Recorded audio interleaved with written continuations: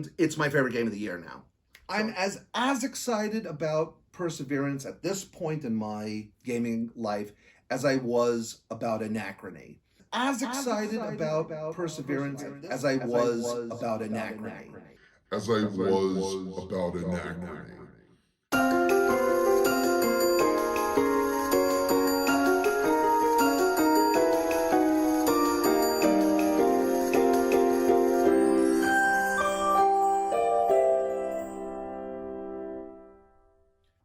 Hello, ladies and gentlemen. This is Justin from Justin and Max Games, and here today I am going to do a two-player review of the board game Perseverance, and it comes in this really huge box. You can't even see it. I can't even lift it up. There's so much in this box.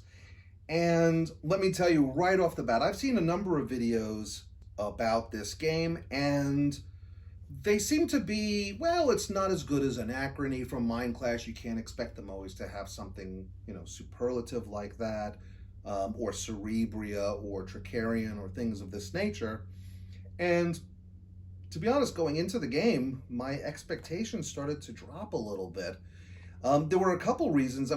First of all, I had this game now for close to a year. I think it came in the mail. It's been sitting in the living room, and I had a lot of other games that I was playing, and I took some time off from playing. And I said, all right, I'm going to learn these rules, and we're going to play the game. I was also trepidatious. Yes, the rule book is kind of thick, but I went through all of the episode 1 rules, all the episode 2 rules, and I think the other reason why I was a little bit trepidatious is that one of the other big games, this is a tiny little expansion for it, was a game called The Great Wall, which was, a tower defense game, straight up. And that was the last, sort of big, heavy, sprawling, epic game that myself and Erica had played. And I was worried, is it going to be kind of the same sort of experience?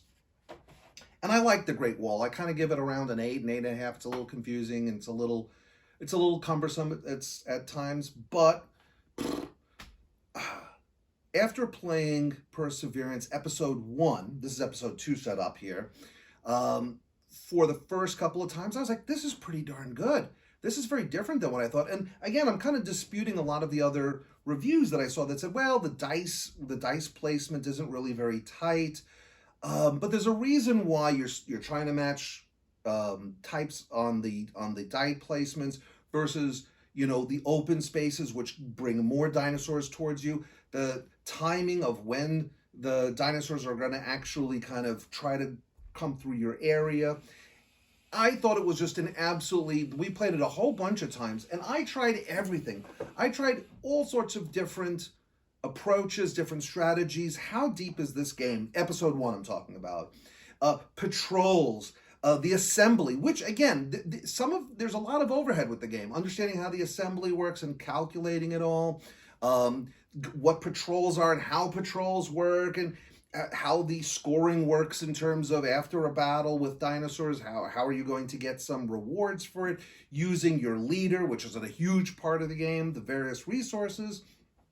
The more I played, the less I found that there was one dominant strategy.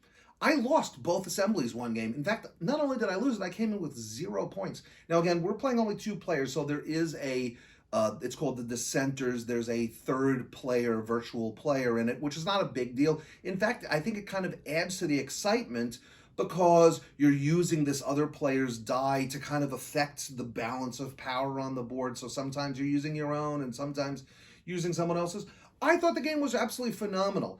Just like every other Mind Clash game, it opens up slowly, and then, to be honest, I'm as excited about Perseverance at this point in my gaming life as I was about Anachrony. I think they're as good. They're different. They're completely different. Caveat, Anachrony I will only play now with the Fractures of Time expansion. I think that Anachrony is 4/5 of a game, and then the Fractures of Time is the other portion of the game, which just totally rips the universe open in terms of gameplay, and just so much fun. This game is equally incredibly fun. Now, what I have set up here, after we played episode 1 7 times, I went through all the various machinations, flipped the board, or not flipped the board over, took out a different board for episode 2, which this idea of episodic gameplay. Now, I thought it was just going to be sort of more of the same, maybe some different rules. It's a different game. If you get Perseverance, episodes 1 and 2, it's equivalent to buying 2 games in one, where the same pieces, the same components are coming into the next game, but expanding upon that. And this idea of exploration and the patrols are evolved. It's almost like episode 1 evolves into episode 2. There's a lot of the same kind of stuff going on, but it's even richer of an experience. The first time I played episode 2, I kind of wanted to go back to episode 1. I kind of preferred it. I was like, oh, I like episode 1 kind of more. This idea of the dinosaurs battling, and here you choose to go out and battle. There's no way that they're going to just kind of come at you. Not anymore. Now I find the 2 equally fascinating, equally interesting. This one I think is rated a little bit heavier, episode 2. Yeah, there's maybe a little bit more stuff going on, but nothing, if you understand episode 1, that doesn't seem, I would say, logical. You get the temple adventure cards. You start off with a couple of adventures if you want to venture out into this area. And by the way, I painted all the dinos, and I'm almost done painting all the guys for the map and the various characters, which I think adds to it for us. It took a while, and they've actually been sitting after I painted them because I wasn't playing really. But so you get these adventure cards in episode 2, and you don't know which temple adventure you're gonna have, and it reminds me a lot of sort of those long-term goals in Anachrony, sort of like, when the asteroid hits and what you can accomplish by then. Here, you can try to get to the temple by the end of the game to score big points with your temple adventure, but you don't have to. The temple adventure might be something separate. Is the game long? Can be. You really try to eke out everything. Now, both games for 2 players, again, I'm just talking about 2 players, both games have 2 parts of the game. Assembly number 1, and then assembly number 2, and then the final. I know the other 3 players, 4 players, there's more assemblies, but there's less die in it. I really like it at 2 players. I really, really like it at 2 players. It just seems long enough. I could imagine with more players, and again, if they're very experienced players, you kind of know what you want to do and how you're going to tactically react to other players, what they're going to do, that'd be long. But I think we've been, the first time we played episode 2 was around 3 hours. Then it was around 2 hours. That's really where we're at. And by the way, probably, and this is the same thing for episode 1, it's the second half of the game where the game really opens up. The first half of the game, you're kind of setting up which way you're going to go, getting some resources, maybe going on some adventures, setting up what parts of the map are you really going for, which of the various officers you're going to influence to get some end game points. I'm just in love with the game. There's no reason that this is not a perfect 10 for me. The more I play it. Now, big point. Big point is that there's ways of playing episode 1 where there's a lot of dice throwing. And we're not big on that. And definitely me. In fact, I was really more happy with Anachrony once they came in with a sort of a deterministic way of playing it, rather than all the die kind of determining certain things in it anyway. There's a deterministic version of episode 1, and we play episode 1 almost entirely deterministic. I don't like, there's a big red die somewhere in the game. I can't remember where it is right now. Oh, I think I use it. It's over here. And when you go on patrols, you see if your guy lives or dies based upon how difficult the patrol is. Or you could just use this really cool card. There it is. And based upon the threat, you're just going to basically absorb threat, and you just take it. And you can kind of plan out when characters are going to die or what's going to happen to them. Episode 1, I think the game is the deterministic version for us. We tried it once towards the end of rolling everything, rolling for the wall die, seeing whether the walls work for you or not, rolling for the trap die, seeing if the traps are going to work for you or not, whether or not people live or die on these various patrols, and so forth. It was just kind of wacky for us. I think maybe that's why some people don't rate this so highly after a first couple of plays. If you just play it with the die, there's enough die roll with what figures are available to you, what die are available for the die placement in the beginning of the game, which can kind of judge where you're going to go with it. But with the in episode 1, we play only with the die that deals with walls. All the other things are deterministic, and I think that's the better way to play. In this one, the only thing that is non-deterministic would be die rolling based upon the adventures, which is sort of the patrols of this game. We take that out of it and we do the cards, which I think is a much better design, a much more interesting way of playing the game. If you could tell from just the way I'm talking, do I like this game? Yes. Am I excited about this game? Absolutely. I absolutely am in love with the game. We don't play it every day just because it's still school on and we're very busy and my son's busy, and so we try to play when we can because we know it's an involved, fun game. And I start to think, what is episode 3 and 4 going to bring? How many episodes are there going to be of this game? With episode 1, you have these trampler dinosaurs and the raptor dinosaurs, which I painted here, sort of this blue and green color.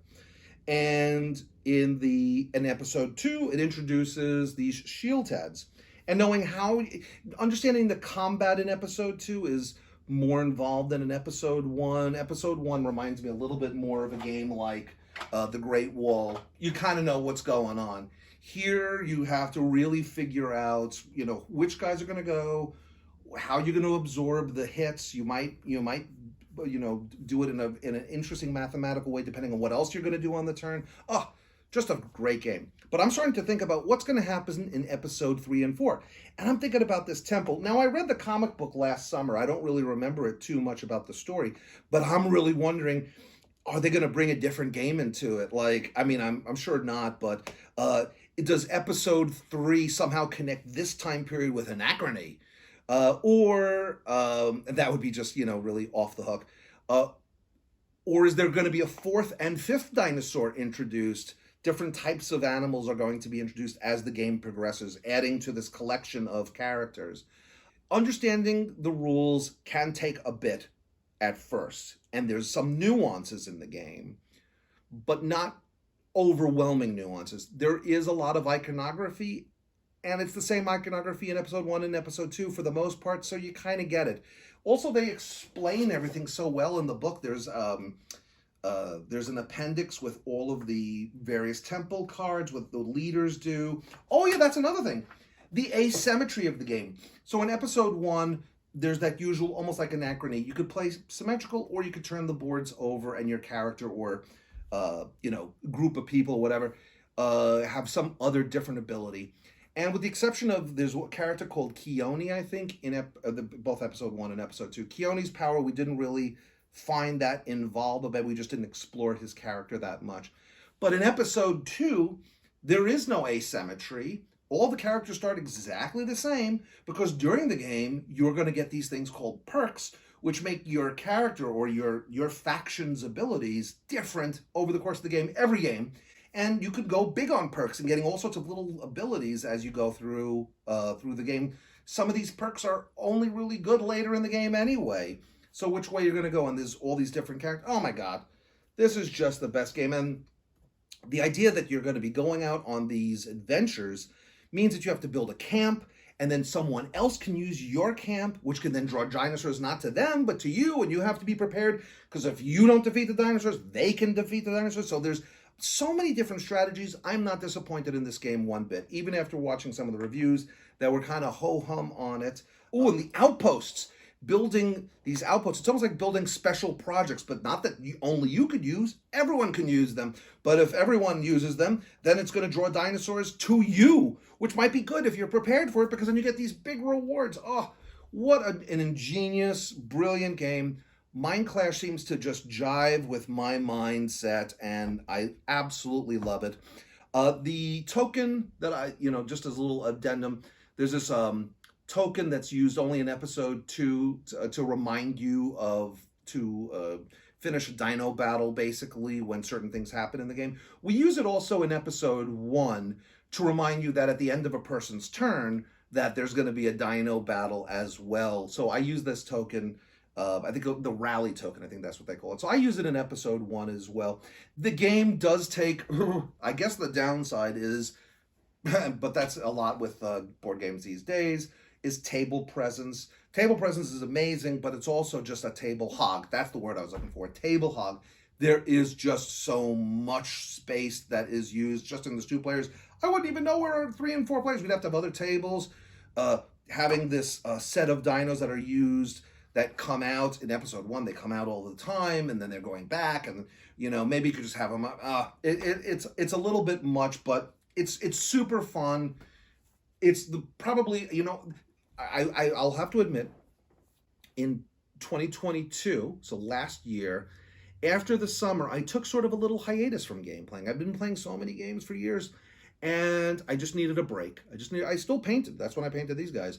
And so there was like 3 or 4 months where I wasn't playing. And then once the new year came around, I was like, all right, I think I'm back.